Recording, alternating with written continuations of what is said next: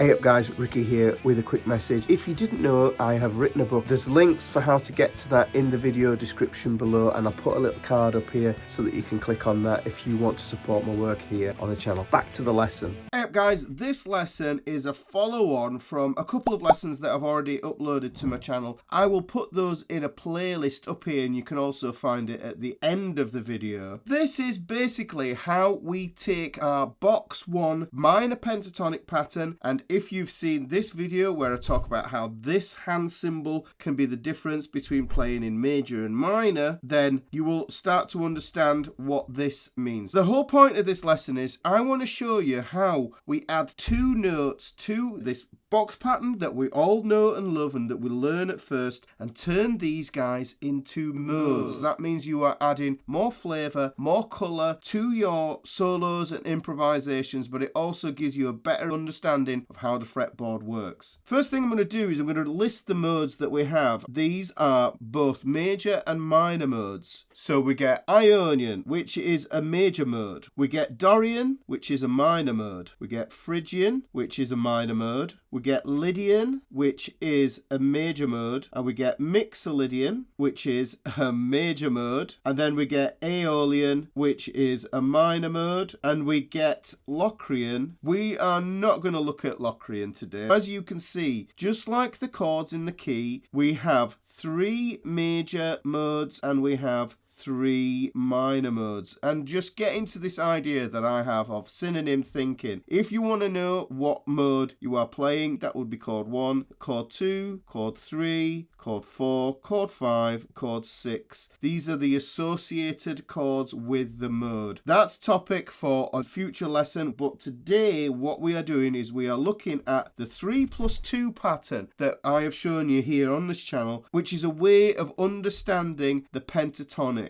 What we're going to do is we're going to focus on the 2 portion of this pattern. The 2 portion of this pattern forms what I call the big rectangle. I'm glad it's not a triangle or a skewed shape, because you guys give me so much stick for my shape knowledge. But this is the way that I see this. In each of our pentatonics, we get this pattern in box 1. This is the 2 pattern. If you remember, this is the 3 pattern, this is the 2 pattern. We are just going to focus on the 2 pattern here. This is actually on a string pair. This is really powerful, knowing that this is on a string pair. I'll put the string pair video in that playlist as well. This is going to move you from playing in your pentatonics to playing modes. It's so simple. These guys are going to be your minor modes. Now, Ricky, it's a pentatonic so far. The thing to know about modes is they are 7-note scales. The pentatonic is a 5-note scale, so it means there are 2 notes that we are missing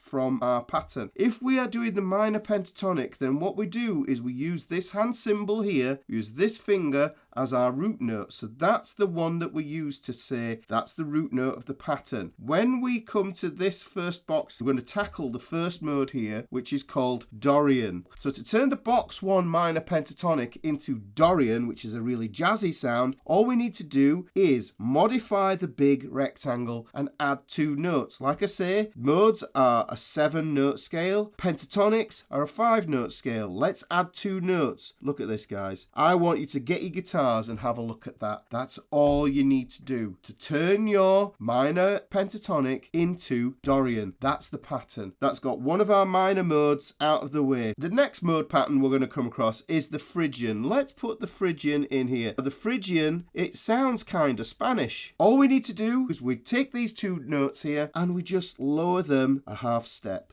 So just put them down there. Remember that anything that happens on this E string here is going to happen on this E string here. So you can take any information that you apply on this string and put it over here as well. You can get that colour in there and it will make you sound far more interesting. If you're boring yourself with your box 1, this is the way to make it sound more interesting. As you can see, we've got that mode out of the way. We've got this mode out of the way. This Aeolian mode here, let's tackle this one. The Aeolian is also known as as your natural minor. The natural minor is wonderful for ballads. If you want to play like Gary Moore and those guys, this is the sound that you need. Aeolian. What we have to do here, guys, is keep the same two notes, but what we do is a mix between the two. We have that note there and we have that note there. What I'd recommend is just playing these little patterns on their own. Get used to playing the fingerings. I'm going to do a breakdown for each of the patterns and what you can get out of them, what chords work with them, so make sure you subscribe. That has dealt with all the minor modes, but as you know, we've got Ionian, we've got Lydian, and we've got Mixolydian. Well, Ionians are major, Lydian is that kind of spacey jazz sound, Mixolydian is the bluesy sound. So how do we add that here? We have the exact same pattern,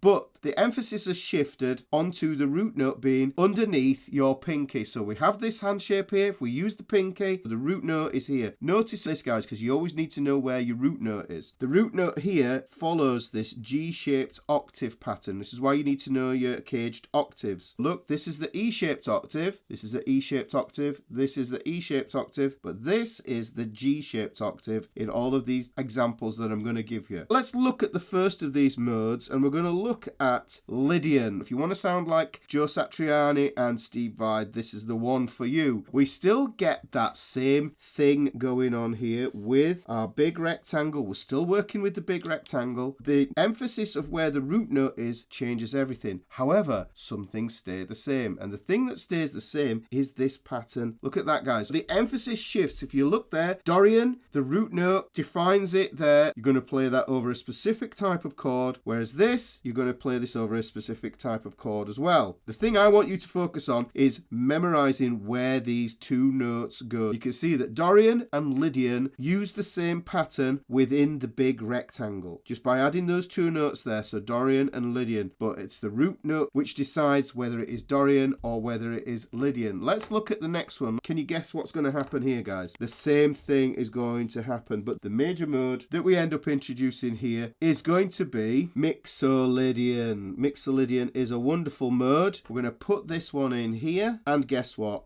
Same two notes. We're just adding those to our big rectangle, but remember the root note position has changed, and that modifies the tonal center of these, and this is why it works, because the tonal center is shifting. If you built a dominant seventh chord on that root note there and you played that pattern there underneath it, then you are going to get that Mixolydian sound. You're going to introduce that into your playing very, very easily. Now we've got Aeolian here, and remember I said that this was the natural minor, or your relative minor if you want to think of it in that way. The last one we have then here is Ionian, which is also known as the major. Think of these guys as being linked, and in fact they are. They're relative to each other. This is chord 6, this is chord 1. If you've seen any of my theory videos, you'll know that I talk about this all the time. So we've highlighted our big rectangle here from the 3 and 2 system, and then what we're going to do is we're going to put the dots in. Can you guess what the dots are, guys? Yes, because these are related. Then these dots are going to be the exact same thing. You can see by just adding two notes to exactly the same box pattern, and by shifting the root note and modifying the big rectangle, we now have the 6 most important modes you're going to need. We've left out Locrian because